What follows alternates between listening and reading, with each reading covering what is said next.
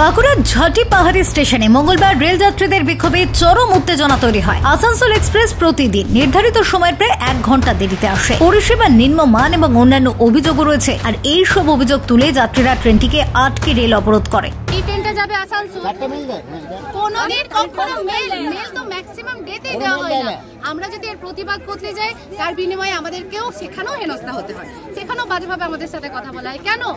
আমরা তো কোনো দোষ করছি না, আমরা শুধু টাইমে স্কুলটা যেতে চাইছি, আমরা আমাদের প্রতিষ্ঠানে যেতে চাইছি। এটাই যদি আমাদের অপরাধ হয়, ঠিক আছে, আমরা এই অপরাধ দিন করতে রাজি আছি। আপনারা তো নিত্য যাত্রী, আমরা নিত্য যাত্রী। এই বিষয়ে রেলকে জানিয়েছিলেন? হ্যাঁ, অনেকবার জানিয়েছি, সবাই জানিয়েছে, সবাই ধন্যবাদ করেননি।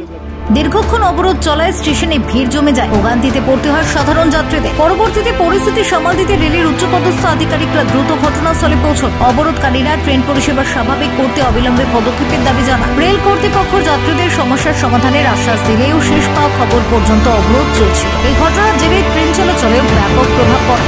Bureau report, Bankura news 1।